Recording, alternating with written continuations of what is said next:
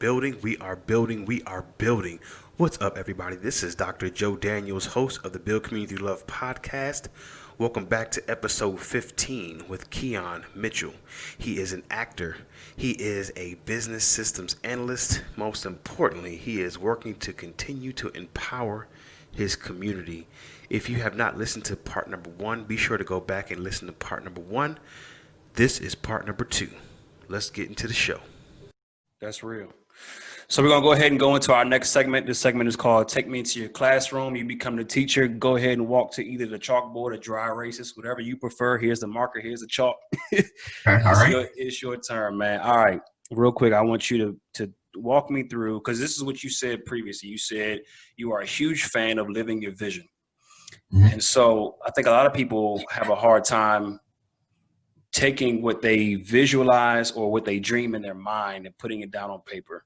Yeah. And then after it's on paper, walking the steps to begin executing the vision. So if you can, in either 3 to 5 steps, walk me through how someone takes a dream, crafts a vision, and begins walking to execute. So the classroom, for me, it all starts with a conversation with God first. God, where is my life going? What do you have in store for me?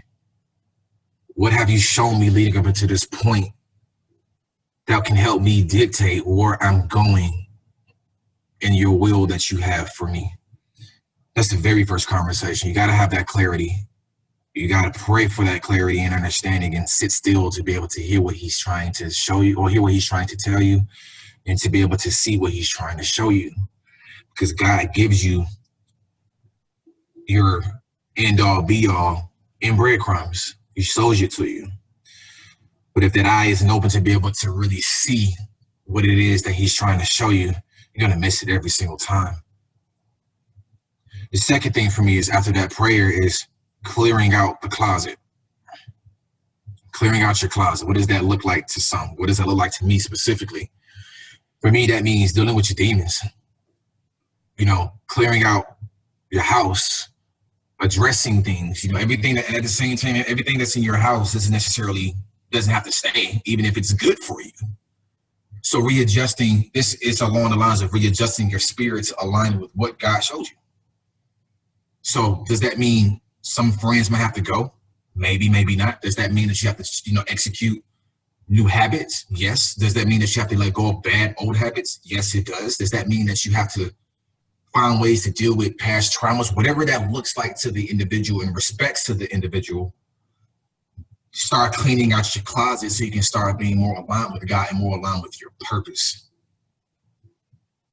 Then 3, gotta have a plan. Dream chasing is hard, Joe. It's really, really hard.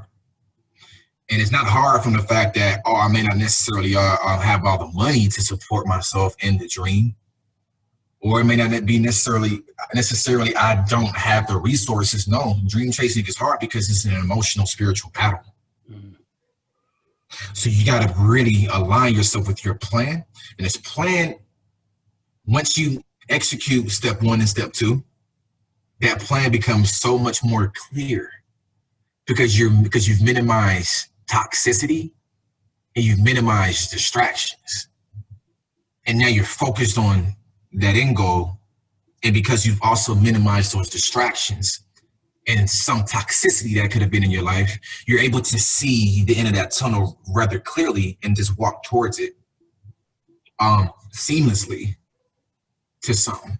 A lot of people say, Keon, you make it look so easy.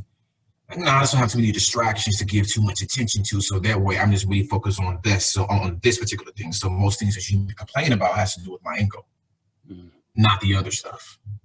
It doesn't matter anymore because I've cleared out my closet. That 4th thing is after you devise that plan, taking that leap of faith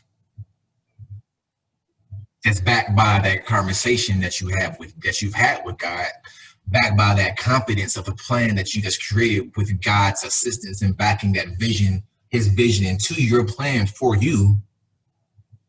And, the confidence that you have in yourself from clearing your closet and the mental space that you've allowed yourself to ascertain because you've cleared your brain to be able to see that plan to get you in a space to where your faith is just phenomenal at this point because you started off with God leading up and say everything leading to this point. Now you got to get out there and actually put in the work. Put in that work. What does that work look like to individuals? It depends on your career, what you got going on, because everyone's path is different. Again, some are unorthodox, some are orthodox. So once you understand what that leap of faith looks like for you, you'll take it. That leap of faith, so a lot of people get that leap of faith they compromise what that looks like, right? Some people think that a leap of faith means giving your apartment, your car, and everything become Amish or whatever, and it's jump right in. No pun intended. No, just jump right in. Yeah, like jump right in, just leave everything behind. No. That's not what that means. Utilize your resources. I was able to get my computer science degree from A&T and be able to streamline my dream and work them both full time because my corporate life provides me that flexibility to be able to pursue my dream, and they work cohesively together, right? So a part of that leap of faith isn't necessarily always to jump into leaving everything behind. Sometimes that leap of faith is having belief that everything that God has provided you with is meant to help you execute that end goal, or everything you need to get to that end goal. In this particular case for me, my degree in music.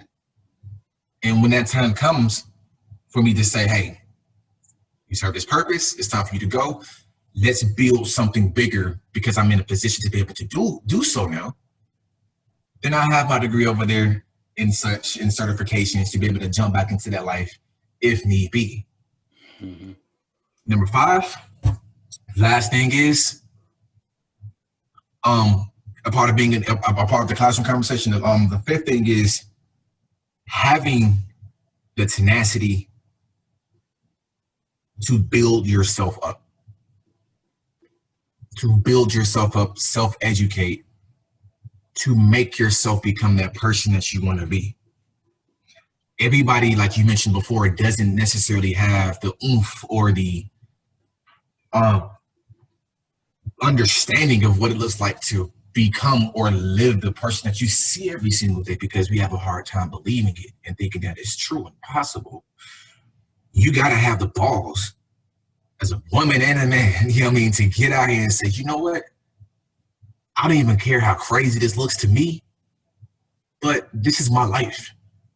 And nobody can tell me what I'm doing is wrong or right. But you got to have enough faith within yourself, following those steps and doing your homework to say, you know what? This is something that I want to do. And even if that means changing my social environment or my physical environment, what I want doesn't have a zip code. So in order for me to get there, I have to create that lane. So in order for me to create that lane, I think it's something I did not go to school for. I had one course in it. When ESPN happened, my very first project, aired for 2 years.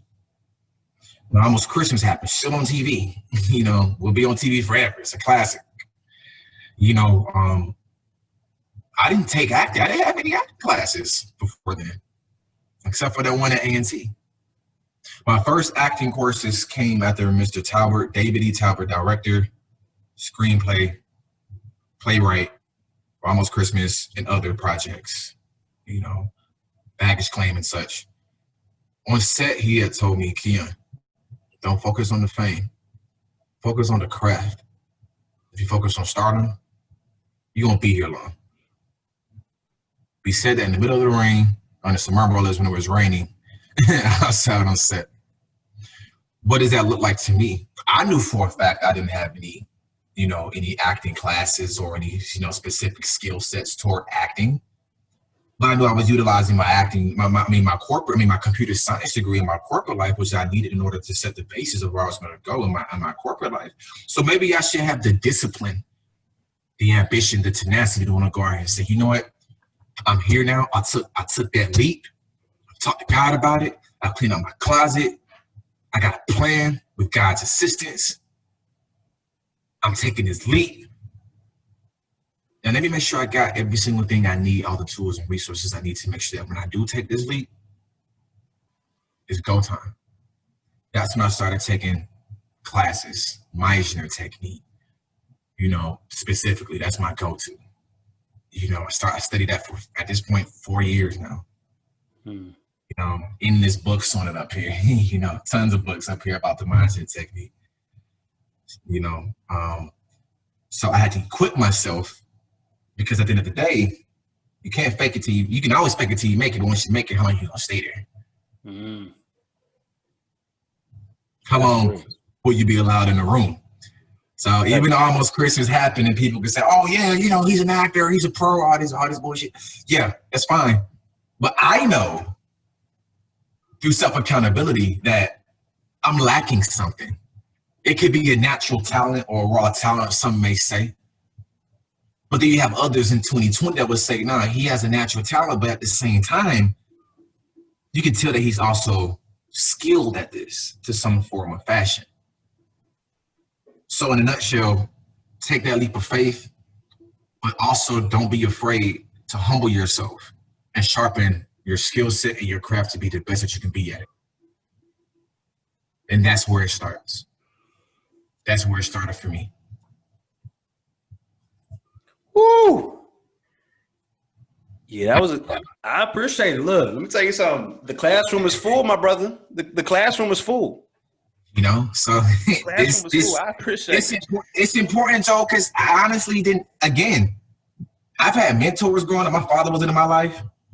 I've had mentors come and go, but I'll be frank.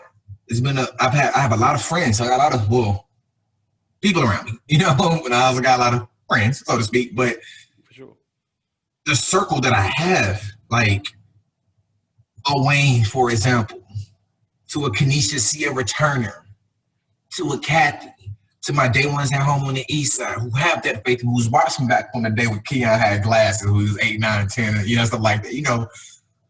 The circle of like-minded individuals that we have, and we all relatively know each other, that support each other. We've taught each other this. We've supported each other in this in our weak moments. These are very strong people. You got CEOs, engineers, doctors.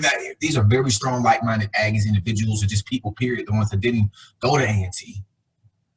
I didn't have that growing up other than my mom.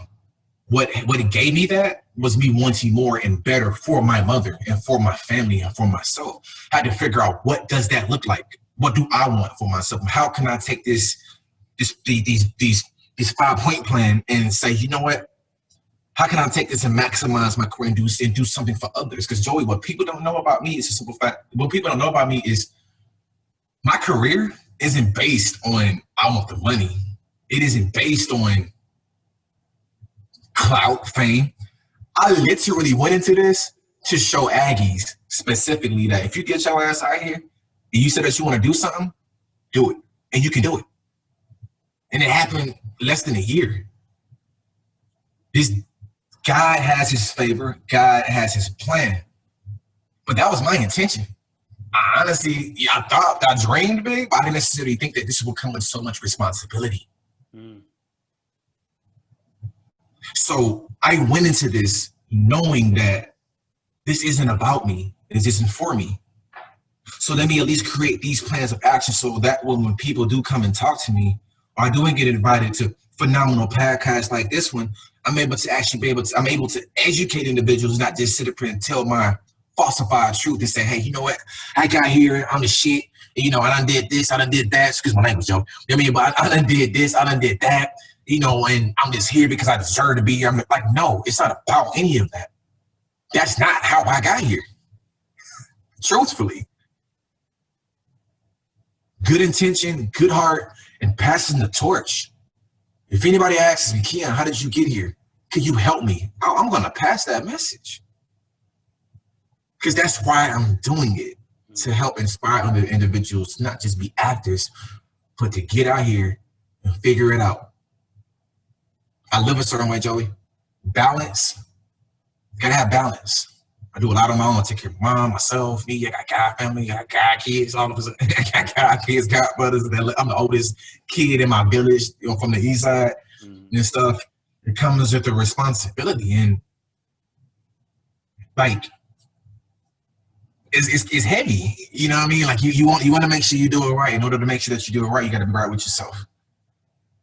So when people ask things like, and I was on set at a major studio recently, and a young lady, she asked me, hey, what's your name? She was one of the drivers of transportation, escorting talent and, people, crew, whatever.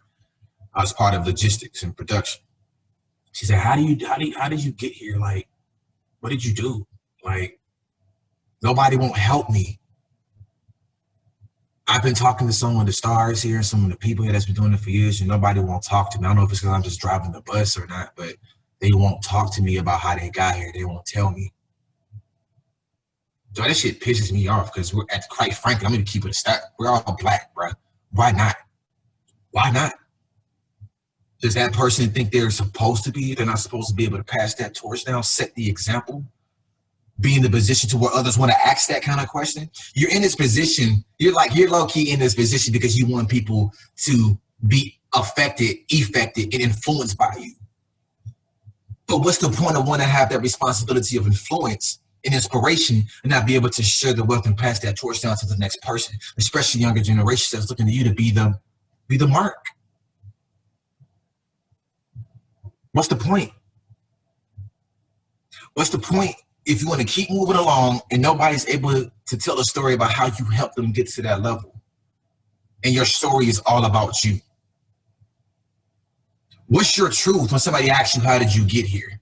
What's your honest truth? Or what's the lie that you're going to tell to make yourself look better than your truth sometimes? Because it's not an easy journey to get here.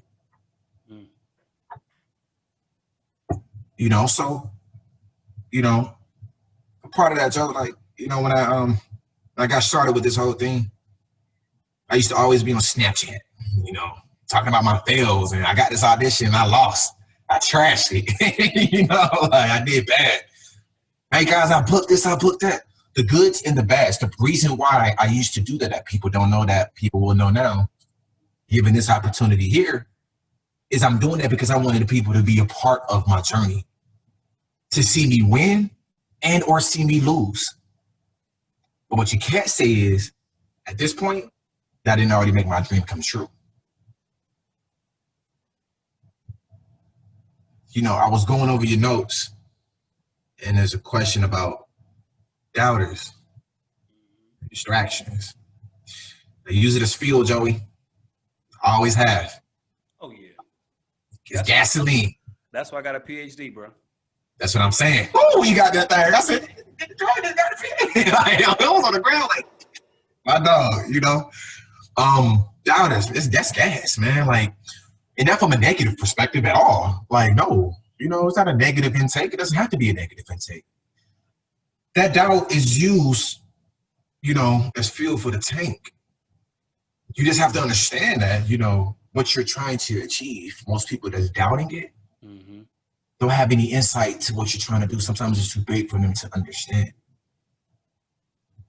Or they may not necessarily have the faith in you to do it, which is why you use it to show them in an educational manner, or an influential manner in an influential manner that you can do this. So you say I can't do it. You said that you can't do it. Are these distractions? All right, well, cool. Let's figure out how we can do it, instead of saying that we can't do it or just having those doubts. Right. So it's not necessarily something that you just take and you use it and it works against you. Because sometimes, I'll be frank, I doubt myself. I was a doubter at one point, but I was a doubter of me. Like, can I really do this? I've done it for so long till I got tired of it, Joey.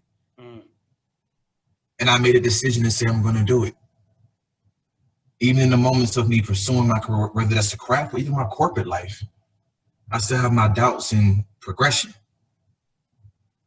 But what do I look like at this point? Telling myself, hey, Keon, you doubt yourself. Now you're here. Now you're doubting yourself. Like, no, I have to use that for fuel for myself to even say, Keon, you can't stop now because now people are watching. And remember your reason why, your purpose. My purpose and my reason for pursuing my career completely diminishes all of the doubt because it's bigger than me. Yeah, that's the biggest point. That's the biggest point. I mean, when you can add value to the world, Yeah. that's the most important piece, as opposed to saying, how can I become the next Denzel Washington? How can I become the next this? It's, how can I be who I was called to be? Yeah. And I've been saying this lately, how can I identify the superpower that God put me on the world to be able to use? And then how can I live in that superpower and just stay right in that superpower? Don't try to do too much more or too much less. Just stay right there in the superpower, because it's the superpower that you were given to really add value to the world. And that could be to a zip code, or that could be to the world. And, as long as you keep living in that superpower, that's all that matters, man. So look, thank you so much, man, for providing just so much clarity, so much insight. And I think a lot of people, especially myself, will be touched by these 5 steps. I'm looking forward to, to getting that worked up and fixed up, man, because that'll speak to a lot of people, man. So thanks so much for that. Oh, no, for sure, Joey. Absolutely. So we're going to move into our next segment. This segment is called 100 Cups of Coffee. I tell this a little bit just in different episodes, but just to share with you as well, man. Like, I went on a journey in 2019 to do 100 cups of coffee. And it's pretty interesting when you can network with people and there's not an ask. You know what I'm saying? Don't you hate when people be like, hey, man, you try and grab coffee, you trying to do X, Y, and Z. Yeah. And all you doing when you there is waiting on them to ask you for what. Yeah. You know what I'm saying? What they got going on? Why did you bring me? Why did you bring me here? Like, what do you want? So, but man, like, the ability to just sit down with somebody and have a discussion without there being an ask, man, that's special, because I disarm you from thinking I need something from you. And I just allow you to just be your natural, organic self. And I can come to you naturally and organic. And we just have a conversation about things that we're passionate about, things that we share like-minded with. And then you develop a kinship with somebody. And then down the road, if there's a need, or down the road, if there's a connection, and I'm like, yo, I know this is what Keon likes to do. Or I know this is what he's doing. And this is where I can plant him and see if this is an opportunity for him. Yep. And it's hard to do that when all your relationships become transactional. Exactly. And so I found that doing 100 cups of coffee is just so cool, man. So these are just a couple of questions that I would typically ask somebody over 100 cups of coffee as I get to know them and a little bit about this story. So to lighten the mood up a little bit, man, here's my first question for you. Detail for me your favorite skating moment. Woo! Boy, it's too many. Boy, I've been skating since I was 2 years old, man. Look, you clean on the skates. Look, hey, if they ever make a roll bounce too, bro, you better get in that thing, bro. Hey, roll bounce 2, ATL 2, all that. Put me in. Get up in that thing. Put me up in there, yeah. So my favorite skating moment, man, that's a messed up question, Joe. I know. I had to do it to you. All right, I'll be transparent. From the skate-a-thons. Honestly, for real, it's gonna sound narcissistic, but my favorite skating moment was the video that I posted on Instagram when we skating the Chris Brown Gunna Heat. It's on Heat. I posted on Instagram. It's on my page. That's my favorite video. Why? Because honestly, this whole social media thing, even for us, these kids got it on lock. Like even for us, it's kind of like, we the MySpace generation, you know what I mean? So it's like, okay, MySpace, you know what I mean? So this is my first time putting myself on camera and recording myself skate. And honestly, I didn't know I looked like that, bro. You know what I mean? So I was like, damn, I was like, yo, this guy's cool. So I would honestly, for now, I would go with that because one, I love the song, and two, it was just, I just liked it. You know what I mean? Like it was mine. I got a homegirl named Mia. She skated with me at Cascade and stuff like that. When we do our thing with the JB and other stuff. But You know, I skated Chicago style, JB. You know, they steppers up there in Chicago. So I learned JB when I was 8, but I've been skating since I was 2. But I honestly want to say that's probably my favorite skating moment because I remember when I did it like yesterday, and it was just, I thought it was a cool video. I'm going to make more. I got some plans. You know, please. Yeah, you want to see it? Those are good to watch. I mean, it's almost like when folks who weren't experienced or exposed to HBCUs growing up and they saw a drumline for the first time, everybody picked up a skate. They were like, damn, skate like this? So, like, so when you see like ATL and then you actually know somebody who's like doing stuff better than that, it's just like, oh snap! Yeah, it's intriguing, man. All right, so I'm gonna hit you with something even worse than the last question. Oh man! All right, what's your favorite memory at T?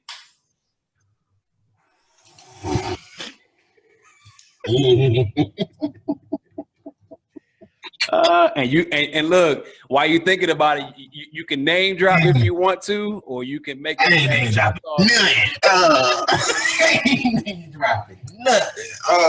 Let me see. My favorite moment at A&T. Yo, it's like thousands at this point. Cause you know we was wild. We had a great time at A&T, man. Honestly, I gotta go with my Neo year. I gotta go with probate. I wanted to be an officer since my sophomore year of high school. You know, when I was in my high school step team and captain of my step team and things like that. So I knew about Beta Epsilon period since my sophomore, since my junior year in high school, and I knew I wanted to go to. That's I actually discovered A&T my senior year. And that's when I was like, oh shit, that's the same, you know, that's the same. That's why I'm in the chapters and all that stuff. So for me, yeah, it had to be probate. Probate was live as hell. It was a great time. You know, that was a huge moment for me, esteem-wise and confidence-wise. And all these people that I looked up to as being Black and successful. You know, it's just like I'm out here. You know what I mean? Doing something that I've been wanting to do since I was a sophomore, you know, like that night at the probate party, it was at Club Inferno in Greensboro. We had our probate after party. Jeremy Green, you know, in Green, yo, my ADP, you know, my pro fight, you know, I remember we were out there, we was at the club, you know, strolling. You know, and it was at the strolling and hopping and stuff. And the very first time we did it, I remember it like it was yesterday. You know, Jeremy was in the front. I'm stat master in line next up. So I'm behind Jeremy and we doing our thing, the Nugget Few Buck, like every HBCU, you know, doing our thing, the Nugget Few Buck and everything. And we strolling and I'm looking behind me, it's probate. So it's like at least 150 bruhs behind us. And for that moment, strolling through Inferno, snaking that thing around, wrapping around it, we were so deep, landing in the middle, and we just celebrated. Like the influence that came with that, the amount of pride that came with that, the emotion behind that for me being, because I was 19 when I was interested in Alpha. You know, I was 19 years old, 20 years old when I crossed. I was still young. You know what I mean? I was the baby online. And yeah, like that moment right there, you know, being able to celebrate with my line brothers, my older bros, you know, all that moment right there. If I had to be that specific, if I had to really get granular with what was one of the most phenomenal moments for me at A&T outside the other just college stuff, you know, the parties and stuff like that. You know, I mean, all that, yeah, that's, you know, we do that every day at A&T, so I can't even pick one. So when I crossed. Good deal. All right, it should be a little bit easier. What do you like the most, on stage or behind the camera? On stage. Like, see, on stage, more specifically, plays than in front of the camera. I did this play called Head Over Heels by Lolita Snipes back in February. She was jumping. It was a Christian play. It was nice and black, and I loved it. You know what I mean? It's like it was bomb, man. I had a chance to play the role of Kirk. Phenomenal cast. Q from 112. Phenomenal cast. You know, the names just keep going. Sandra, Dottie Peoples, cast off the chain. And it was so funny, man. Like, people are just funny, man. And the reason I like being in front of the camera or on stage opposed to behind it is because having that ability to be able to just have immediate influence on someone's emotions, whether it's good influence or bad influence, is rather intriguing. Because most people like movies. Yeah. And most people feel some kind of way about projects, movies, and plays. Like, you leave, it's like, dang, he really did that, and people really believe it, you know. Now understanding what that's like, being an actor, a professional at that, and knowing how much work goes into having that kind of influence, it ain't easy, and it's risky. It's a sacrifice too. You know, it's nothing like it. Like, especially being on the stage, and like, it's the spotlight's on you and your cast. Reading that energy that gets built up in that room, in that auditorium, or even on a set, when you're in that moment that everybody's hooked into, even the crew, cameraman's trying to stay focused on it because he's into it too. You know what I mean? Having that kind of impact and influence is really, it's addictive. You know, being on stage, like when you're on stage, you get that direct feedback, the direct energy, and you also, given your skill set and having trust in your castmates and your stuff like that, you develop a trust. And that kind of trust that you have with your cast in front of the camera and off the camera is nothing like, that's a different type of trust. Like, if you mess up a line, your castmate knows to come in and save you, knows how to do it seamlessly without the audience knowing it. And you might, just those moments of trust, it adds so much value and investment into the project or into the play. And you get that in energy. You kind of see you see the audience, because we have something called the fourth wall. It's crazy how bright those lights are, because you literally cannot see out there past the first or second row. You can't see out there, so we call it the fourth wall. Some people call it the black wall. But that energy, when they're invested emotionally, and it gives you so much responsibility to have the impact and to deliver somebody else's story through your lenses. Well, look, I'm gonna need you to come through Arkansas, bro, so I can come see. Nah, what's up? Come to the A. Ain't nothing in Arkansas. I'm just gonna come to you, bro. I'm just gonna come to you. Ain't no brothers in Arkansas. Come to you. I will tell you this though. The Waltons are they love the arts, and so yeah. They I've been to numerous plays out here. They had the Motown play out here back in 2019, last year, I think. Motown play? They had like a whole Motown tour. It was supposed to be like the 50-something year, the whole year anniversary with Berry Gordy and all that kind of stuff. They just, I don't know. I'm not sure how it was. I think it was more like a musical, but I don't really know. Yeah, see, the musicals, Joey, see, Miranda and Brother Wayne, my first play, that was a musical. They had a brother singing. Hell no. Man, listen, hey, I'm glad it was for the kids, because the kids, they don't know no better. Parents out in the audience like, you can't sing. Like, bro, and it ran 16 times. So that was 16 times of people like Tiffany Carson, Spring 13 out of 5. She popped up and she was like, yeah, you can sing. I was like, nah. And then she was like, yeah, you can't, when it was over with. She definitely one of my only friends that actually come and support that play. Cause I didn't tell anybody about it. She somehow popped up and found it. So me and musicals, nah, I ain't doing no musicals. So that's like, if I gotta sing, that's a no. All right, that's cool. So as you're on the rise, what is something that you would like people to know about you that they don't already know?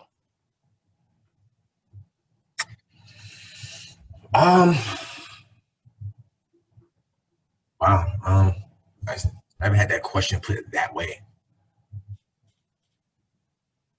Well, I'm Nigerian. People don't know that, but I don't necessarily think I want people to just know that. You know what I mean? But you know what I mean? Like, let me see. Something about me, I'm very. A lot of people wouldn't even necessarily guess this because I'm not like. I don't talk about God every day and all day. I don't push that on people.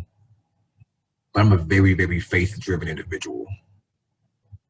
You know, everything is not as what it seems. So usually I start when I give people advice. I'm always starting off with my spiritual approach.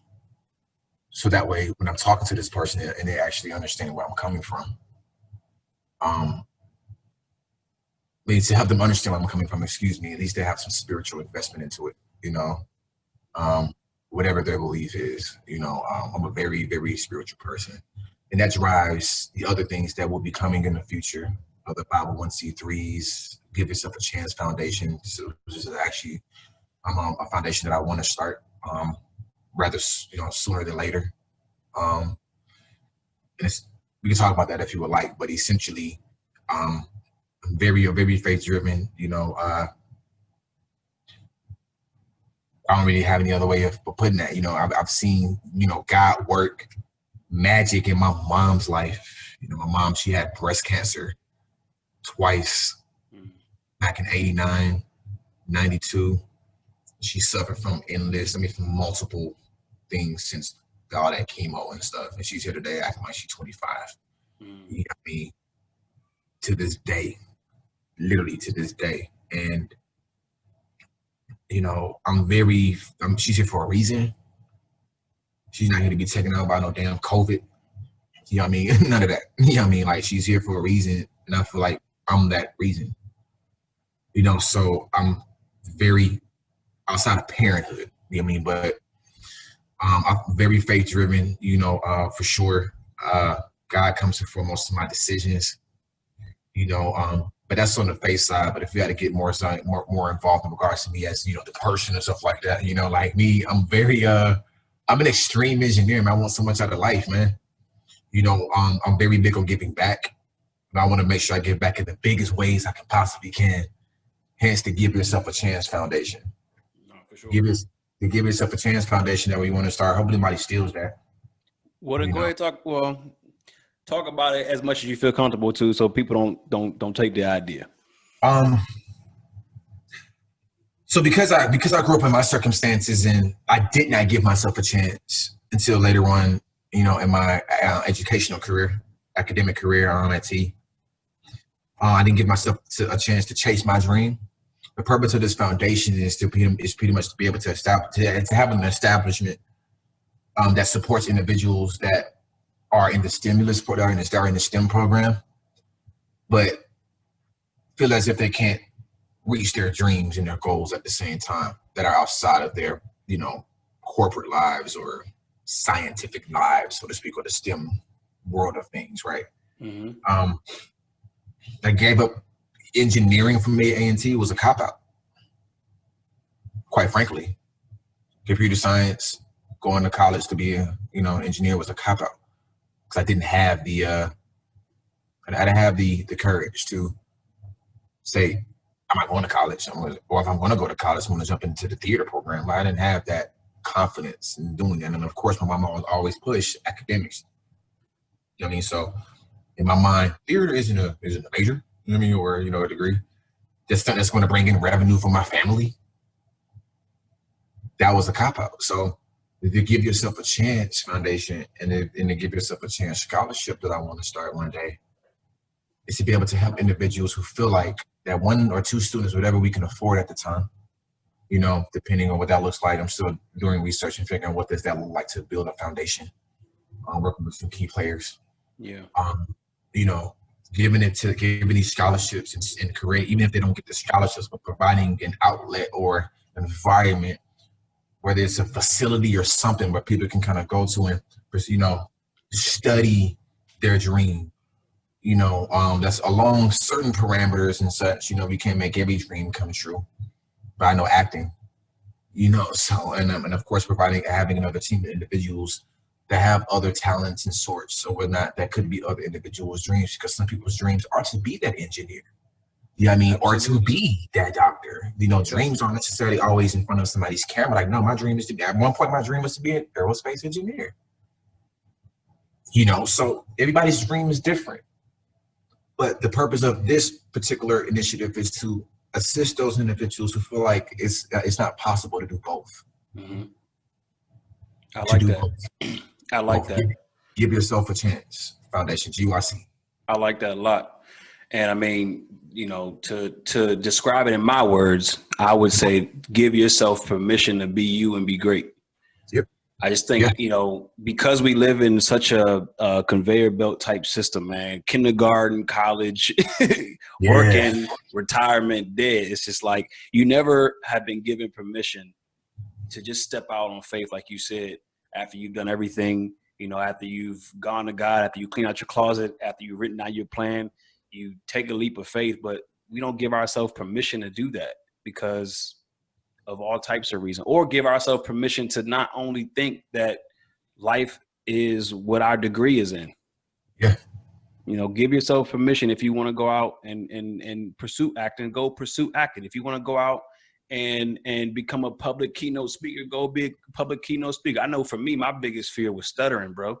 And I used to like hate it. Matter of fact, I played quarterback in high school on the JV level, and really didn't want to play on a varsity level because I was so scared that I would stutter in the huddle and all my friends would just make fun of me. So I just said, all right, well, bump it. I'm just going to play tight end. I'm not even going to pursue it. But man, when you put a microphone in front of my face and you let me stand in front of that black wall or that fourth wall, man, I don't miss a word. I love standing up and doing that, but I had to give myself permission to say, look, I don't care if I stumble through this whole thing. I'm going to do it because I feel like I've been called to use my voice to say a word. And so and that's 100% behind you on that, man. Yeah. That's you said something really powerful too. Kevin Hart, I read his I heard his audible book, The Decision. Mm-hmm. Really good listen. He said something, I'm about to misquote it. But it's pretty much, he said, come to find out the things that I hated the most turned out to be my biggest tools towards my future. Something in that regard. Mm. The things that he hated the most turned out to be his most valuable assets. Samuel Jackson had a verbal issue with certain things, certain words and things like that. And he uses the word motherfucker to help him get through that shit. And now, come to find out, in his mind, his biggest weakness came out to be his brand, like, embrace the hell out of it, like, and that goes back into streamlining everything that we've been talking about. Like, how do you get to that end goal, man? Like, how in the hell are you going to get there? And what excuses are you going to make for yourself that others are not going to make for you that's going to prevent you from getting to that end goal? Exactly. That's your responsibility to figure that shit out. Exactly. Nobody can figure that out for you. Exactly. Over time, your weaknesses become your strengths. Offer your strengths to help you produce more weaknesses because you're learning new things. Mm. It's a cycle. It's a mental thing. At what point do you tell yourself, I can do this at all costs, at like whatever the expense is, I can do this, and understand that there's going to be obstacles, internal, external obstacles, but that doesn't mean that I'm supposed to stop and not keep going and try to figure it out. Mm-hmm. People step into this thing, Joey, thinking that once I step into this whole thing, the plan is supposed to be outlined, and there's no curriculum to life, bro. A&T gives you a curriculum. A&T teaches you how to survive, high key. You know what I mean? Like, yep. There's an educational curriculum. There's a curriculum to get you to pass the bar. There's a curriculum to get all that shit. There is no curriculum to chasing your dream. Yo, that's your responsibility. Taking that time to really figure out what that looks like and really understanding what that looks like. You are now, as the adult, as the dream chaser, responsible for cultivating your own curriculum to getting to that goal, man. I'm proud of you for doing that, Joey. Like achieving that.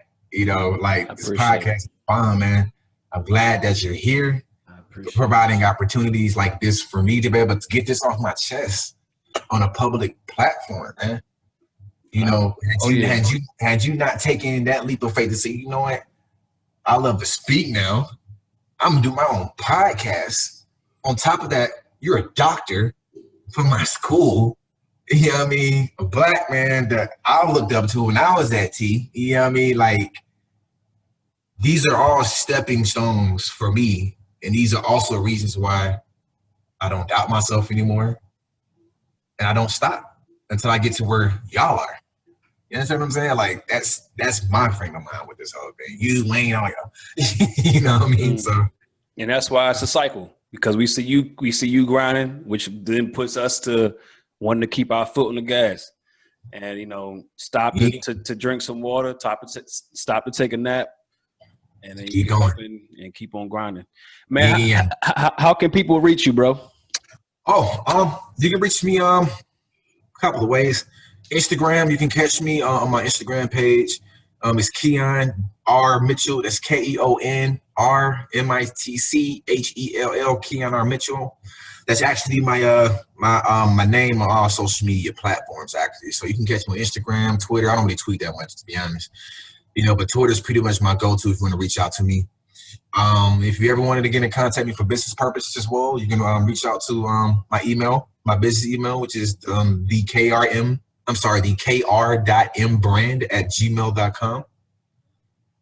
And you can also reach out to Carolina Talent Agency as well if you need me for bookings for any projects as well. So a few ways, that you can kind of get in contact with me for now, until things get bigger and better. And, I think that works for now. Absolutely, man. Thanks. And I do actually respond to my DMs, guys. So I'm like, I respond to everybody's DMs. I need to stop because that's just getting me in trouble, bro. Get me in trouble for responding to all these DMs for real. You know what I mean? But I actually respond to DMs if you guys have any questions and if you guys need more insight to things. Definitely, don't hesitate to reach out. This is what it's here for, passing the wealth. If you aren't passing the wealth, being that greedy, you're just gonna die with it. You know what I mean? So, then what's the purpose of that? Good deal. Is there anything that you want to finish us out with here on this episode? First and foremost, catch Lovecraft Country on Sunday. I know this is, probably not going to be out until Tuesday, but definitely catch Lovecraft Country on Sunday. Episode 3, you'll see me in there. Tyler Perry's Sisters is on the way as well. You'll catch me in a few episodes for that, season 2. That's HBO, right? Well, Lovecraft Country's HBO. Sisters on BET. Got it. So that's happening. American Black Film Festival is well on its way right now. We have our independent. Shout out to Tyler Moore, aka South Carolina State writer, director, producer, lead actress of Normal, the independent film that's going up against Lance Groves, Megan Good, Nick Cannon. The list is going down. The list is huge. 23 films this year in the American Black Film Festival. So that's something that you guys are going to look for. If you guys missed the festival, we'll definitely put ourselves in a position to where you guys can catch this movie about Down syndrome and stuff like that. A family who's trying to have a child, and when they finally have the child, he has Down syndrome. So that's a story that hasn't been told yet from a cinematic perspective to our knowledge, at least in recent years. But other than that, man, if you're out here and you're still trying to chase your dreams, it's never too late. You're never too old. You're never too young. For my youngins that's out there that's getting it in school, don't give up on your dreams because you feel like the world is against you. The world very well may be against you, but don't be against yourself because of it. You're doing nothing wrong. Follow those breadcrumbs. Like, it's never, ever too late to start chasing it. Get into those sciences, technologies, engineering programs, mathematics, or whatever your passion is from an educational perspective. And don't think because you're chasing academia that you can also pursue your dreams at the same time. It's never too late. There's nothing wrong with creating that balance, figuring out your plan of action. How are you going to make it work for you? You decide your sacrificial items that's on your plate to get to what that end goal is going to look like. I love you. I got mad faith in you. We can do this together if you let it happen. But you got to have a team. Learned that from Kevin Hart. He's an idol, by the way, as I'm sure you can probably tell by now. Kevin Hart is definitely my guy. I learned from his show. Don't fuck this up. On Netflix. Oh yeah. If you haven't seen it, you're a business owner out here, or you in charge, or you got something going on that you really want to come to fruition. That's a good show to watch because it's funny as hell. And at the same time, there's so many gems that get dropped in there in regards to teamwork and understanding that you cannot do this by yourself. So with that being said, kids, adults, you can do it, but don't try to do it all on your own. You got help. You got support. I support you. Dope. There you have it, folks. I hope you guys pulled out so many things in here, man. If not, don't worry. You can always just rewind, hit play, and just listen to it again. There's so many things to just consume from here, man. So thank you so much. I'm gonna have so much fun spicing this up, man. It's just so remix it, man. So many good gems on here, man. So bless you, man. Thank That's you so it, much. and that is Keon Mitchell on the Build Community Love podcast. Over now. Thanks, y'all. Talk to you soon. See you guys. Thank you for listening to another episode on the Build Community Through Love podcast. Subscribe on all platforms to stay up to date with new episodes. Also, stay connected with us on Facebook, Instagram, and Twitter at Build Community Through Love, and visit our website at buildcommunitythroughlove.com. Let's keep working, y'all. And if someone asks, tell them we're building.